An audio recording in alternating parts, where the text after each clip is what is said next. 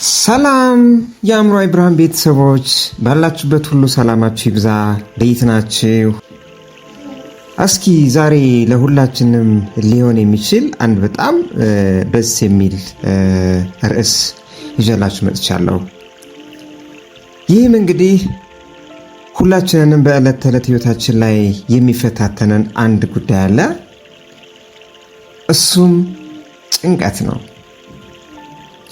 ለመሆኑ ጭንቀት ለምን እንደሚፈጠርና አእምሯችን እንዴት በቀላሉ ነፃ ማውጣት እንደምንችል ያውቃሉ?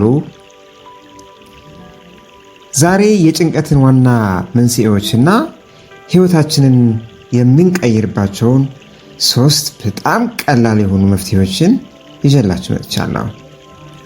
ከኔ ጋር ሁኑ። ጭንቀት ለምን ይፈጠራል ወይስ መንስኤዎቹ ምንድናቸው ብለው ያምናሉ? ሳይንስ እንደሚነግረን ጭንቀት የሚፈጠረው አእምሯችን ከአቅሚ በላይ የሆነ አደጋ ወይም ፈተና ገጥሞኛል ብሎ ሲያስብ ነው። ዋና ዋናዎቹ መንስኤዎችም ስለ ወደፊት ጊዜ ከመጠን በላይ ማሰብ ወይም ደግሞ ኦቨርቲንኪንግ የምንለው፣ ያለፈ ስህተትን አለመርሳት እና በአንድ ጊዜ ብዙ ነገሮችን ለመስራት መሞከር ወይ ደግሞ መልቲታስኪንግ እንላቸዋለን። ይህ ሲሆን አእምሯችን ሰላም ያጣል ማለት ነው። እሺ መፍትሄዎቹስ? የመጀመሪያው አሁን ባላችሁበት ሰከንድ ላይ መኖር ወይ ደግሞ the power of now የምንለው። የመጀመሪያው መፍትሄ ትኩረትን ወደ አሁን ሰዓት ማምጣት ነው። ትናንት አልፏል፣ ነገም ገና አልመጣም። አሁን ባላችሁበት ቅጽበት ላይ ብቻ ስታተኩሩ አእምሯችሁ ወዲያውኑ እረፍትን ያገኛል።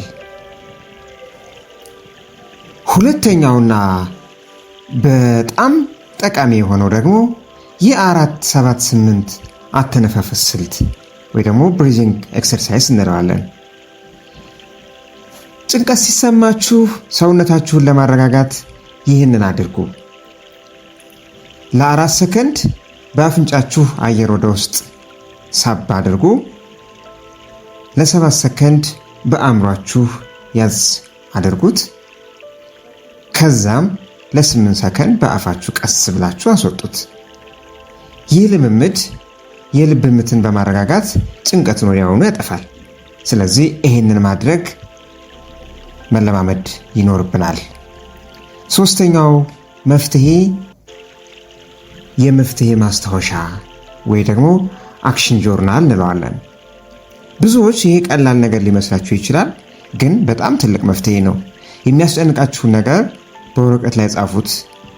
ከዚያም እኔ አሁን ምን ማድረግ እችላለሁ ብላችሁ ራሳችሁን ጠይቁ። ከአቅማችሁ በላይ የሆነውን ነገር ለጊዜው ተውትና ልትቀይሩት በምትችሉት ትንሽ እርምጃ ላይ ብቻ አትኩሩ። ምናልባት ብዙዎቻችን የሚጨንቀን ግን ቅደም ተከተል የማስቀመጥ የመጻፍ ልምምድ ስለሌለን ሊሆን ይችላል። ይህ ከሆነ ጭንቀት የአእምሯችን ተፈጥሯዊ ምላሽ ቢሆንም በውስጣችን እንዲኖር መፍቀድ ግን የኛ ምርጫ ነው። ታዲያ ከነዚህ 3 መፍትሄዎች ዛሬ የምትጀምሩት ወይ ደግሞ ለመለማመድ ያሰባችሁት የትኛውን ነው? በኮሜንታችሁ አጋሩኝ። ቪዲዮው ጠቃሚ ሆኖ ካገኛችሁት ላይክ፣ ሼር አድርጉት።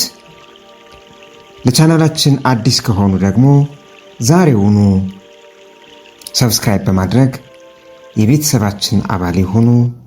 ቀጣይ በሌሎች ቪዲዮዎች እስከምንገናኝ ሰላም።